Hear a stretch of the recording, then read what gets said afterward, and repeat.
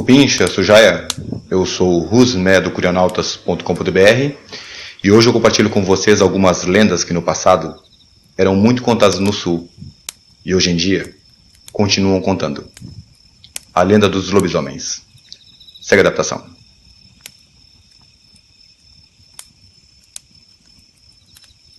Antes de mais nada, Cupinchas, a palavra fado, já em desuso até no Sul, mas muito utilizada pelos meus avós, quer dizer dom, sina, um poder místico latente que todos possuem, ou uma maldição se tratando de lobisomens.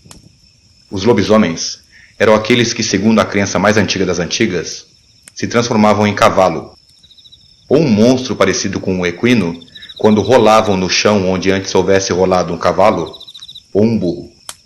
Essa maldição só era eliminada se alguém, do alto do telhado ou da janela de uma casa muito alta, onde os lobisomens não pudessem alcançar, conseguisse ferir o monstro com uma ponta de ferro espetada em uma vara muito longa. Essa vara era chamada de aguilhão, ou aguilhada, e era utilizada pelos carreteiros para tocar os bois de carreta. No entanto, era preciso muita cautela para não ser salpicado pelo sangue do lobisomem, pois o seu sangue transmitiria a maldição. Ou seja, aquele que tocasse no sangue também se transformaria em lobisomem.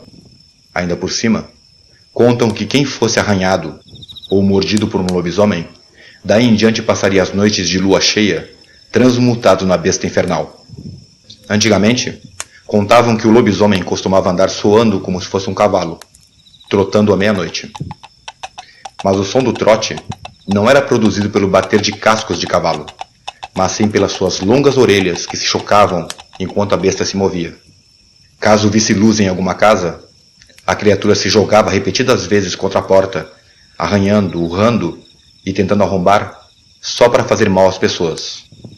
Portanto, todos procuravam estar recolhidos em casa com as luzes apagadas, ou então apagavam quando ouviam o som do cavalo lá longe.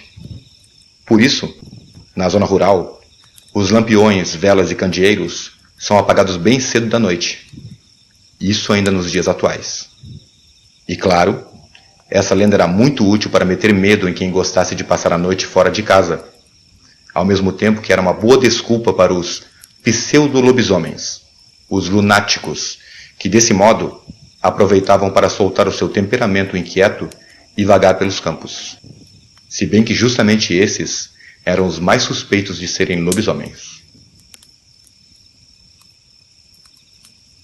Esse conceito sobre a peculiar transformação da criatura em cavalos, burros, porcos ou algo parecido a esses animais nem sempre é conhecido por todos, e figura em muitos relatos que o monstro apareceria com o couro invertido, ou seja, com o pelo para dentro e a carne para fora, gotejando sangue ou gordura.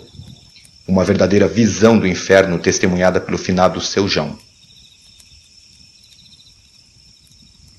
Seu João era um senhor que eu conheci na década de 80 e que me contou a experiência que teve quando garoto, em que teria sido perseguido por um lobisomem nas proximidades do quartel do 9º RCB, em São Gabriel, Rio Grande do Sul. Segundo o seu relato, a criatura era similar a um porco enorme, com as orelhas caídas sobre o rosto e constantemente gotejando uma substância viscosa que ele deduziu ser gordura ou sangue. O medo foi tanto que Seu João correu como se não houvesse amanhã. Saltou uma cerca e bateu na primeira porta que encontrou, onde uma senhora atendeu. Mas ao ver o monstro ali no portão de cerca baixa, prestes a entrar no jardim da sua casa, mas sem de fato entrar, a mulher recuou.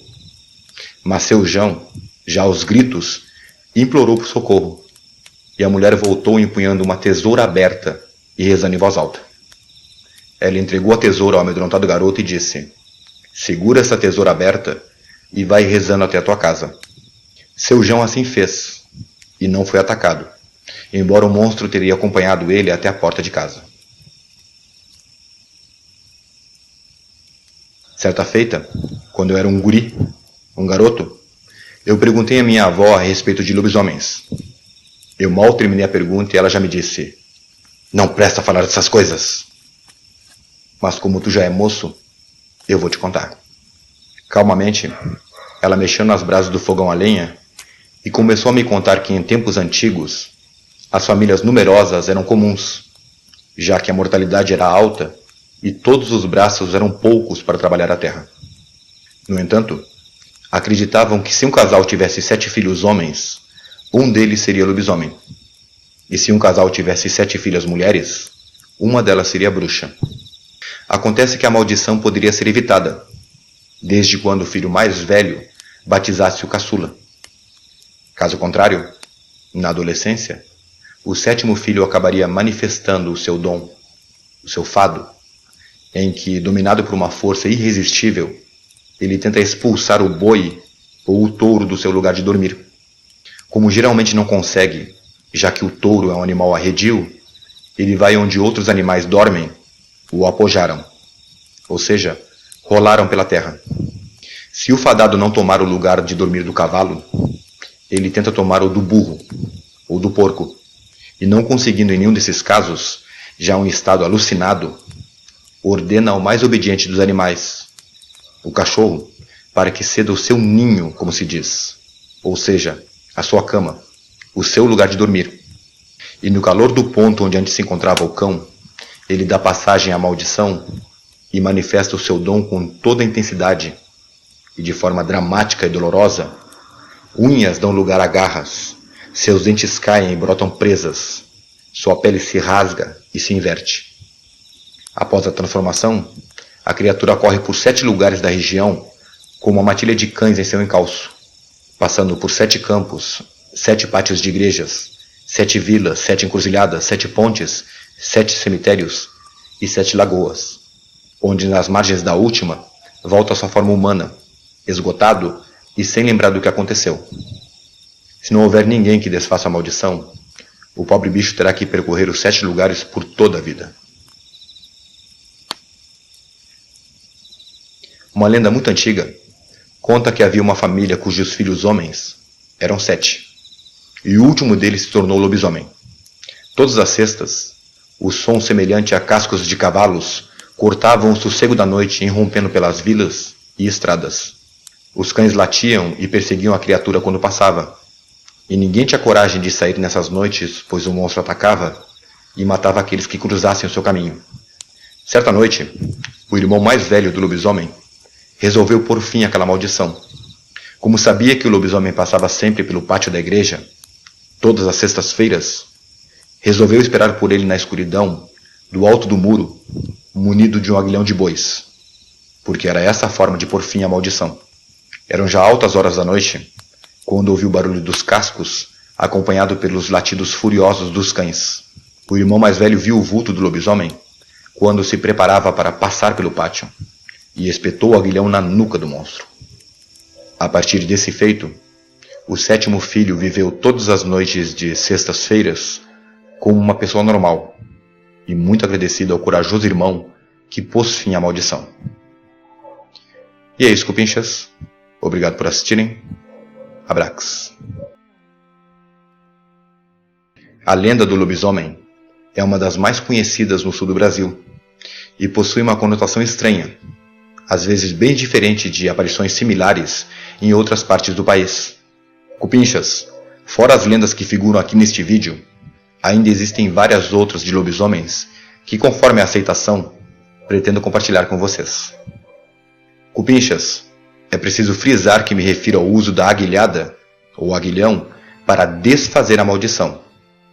Já para afugentar um lobisomem, dizem que basta segurar uma faca com os dentes, bater no monstro com um pau de amoreira, ou quando se tem certeza da identidade humana da besta, basta gritar o seu nome. Apesar de que depois, na forma humana, ele se torna seu inimigo. Para matar um lobisomem, seria preciso o uso de lâminas benzidas, ou seja, facas, adagas, espadas benzidas por um sacerdote, e muita coragem. E claro, projéteis de armas de fogo com o desenho de uma cruz ou as célebres balas de prata.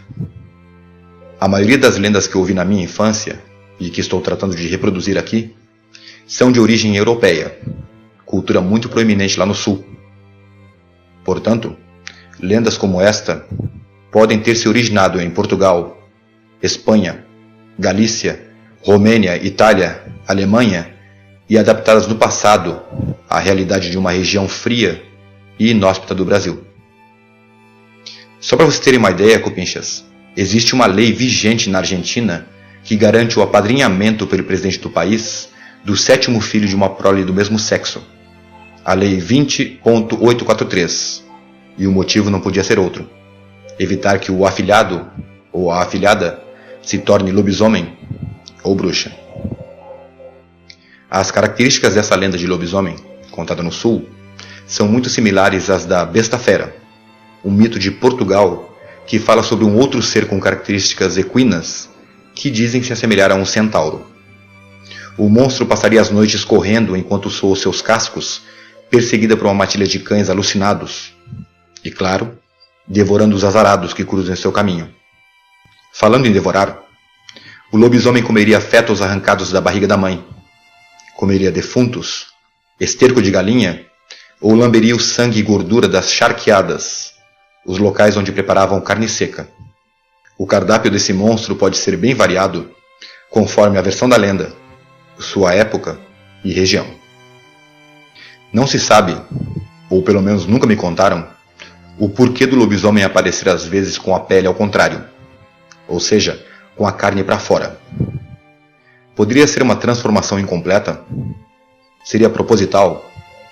Eu não sei. E essa questão eu gostaria que vocês me respondessem, cupinchas, porque eu queria muito saber. E é isso, cupinchas. Obrigado por assistirem. Abraço.